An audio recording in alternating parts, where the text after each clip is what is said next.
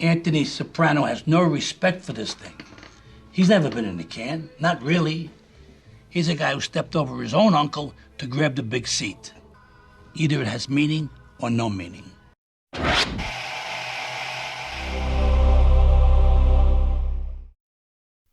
We all watched The Sopranos and the escalating tension between Tony Soprano and Phil Leotardo.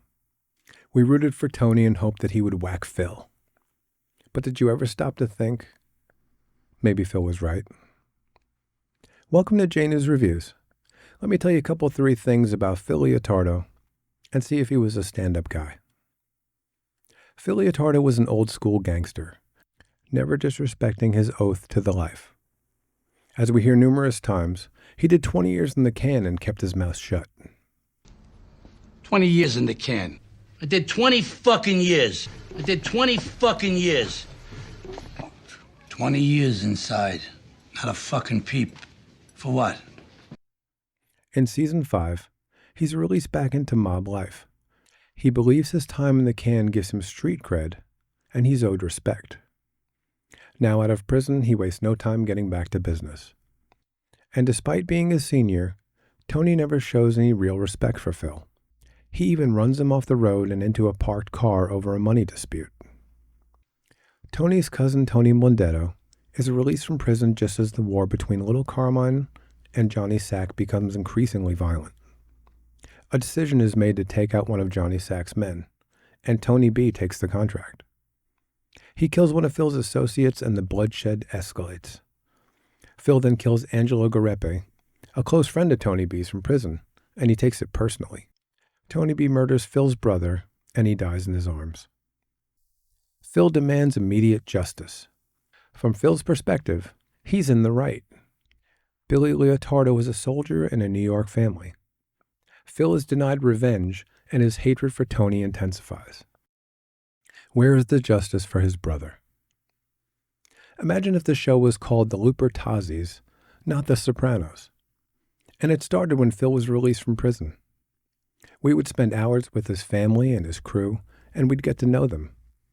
We would care about his wife, his kids, and their everyday troubles. We would see them as people and not just mobsters. And the Sopranos? They would become the enemies trying to take him down. Could you honestly say you wouldn't take Phil's side? The issues between them come from old school versus new school ideas about what it means to be in the mafia.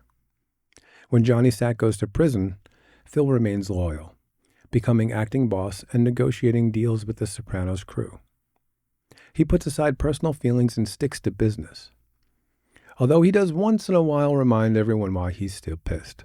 I'll tell you what fucking happened. This piece of shit's cousin put down, 6 Phil. bullets in the kid without any provocation whatsoever. That cocksucking piece of shit, Tony Soprano's cousin. He tried to talk. He couldn't even say his last words. Anybody ever die in your arms, you cocksucker? A family member, somebody you love? No. Well, give it time. See if I can't make that happen for you. All right, that's enough. Things are generally civil between the families. That is, until one of Tony's men, Vito Spatafore, comes out as a gay man. In Phil's old school perspective, this is a death sentence. Some feel killing him is going too far. Others can't kill him fast enough. This causes dysentery in the ranks. Vito offers Tony a large sum of money to look the other way, and he considers letting him back into the family. But the other captains refuse to work with him, and Tony has to make a choice. I can't keep fighting Phil on this. Our businesses are all entwined. You gotta pick your battles. You want your no-show jobs, Vito's gotta go. He tells Carlo to kill him during their next meeting. But Phil finds Vito first and has him beaten to death in a hotel room. Tony wavered and almost gave him a pass. On the contrary, Phil never changed his mind for a second. David Chase has also commented that Phil's hatred for Vito may have more personal reasons. Turn that off. Oh, young and tall and tan and lovely. The escalation from business disputes to blatant disrespect to all-out murder reaches a boiling point. Phil's men propose killing Tony Soprano, and Phil refuses, saying killing a boss is unacceptable. They decide to kill someone close to him instead. This plan is sidetracked when Phil has a massive heart attack. Tony visits him in the hospital and in a rare exchange, pleads with him to focus on the important things in life. He actually listens and steps down from the big seat.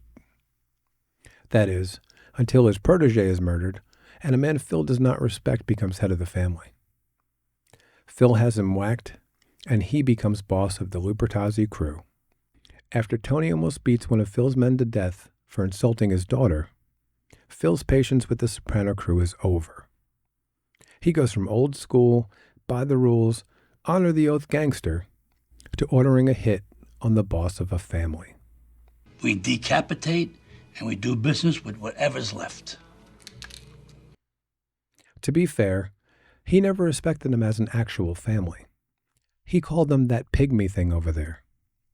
From Phil's view, he came in playing by the rules, and when Tony disrespected those rules, he waited for justice to be served. But time and again he was told to suck it up and keep his mouth shut. So can we blame him for fighting back against a system he considers broken?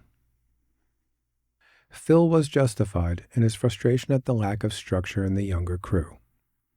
He was filled with so much bitterness and resentment, it eventually turned his own men against him.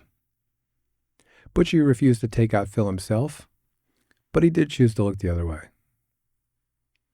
By the time Walden gunned him down in the gas station, no one was willing to protect him. He outlived his usefulness to the family. Personally, I think Phil was right in believing he should be respected.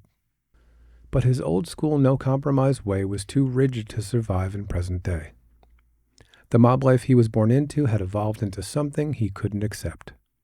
And that, ultimately, was his downfall. What did you think about the war between Tony and Phil? Was Phil in the right? Or did he deserve to have his head flattened like a grape? Should Tony have shown him more respect, or did he get what was coming to him? Either way, I'd love to hear from real Sopranos fans. It's one of the best shows ever made. Thanks for watching, and check out my other videos right here.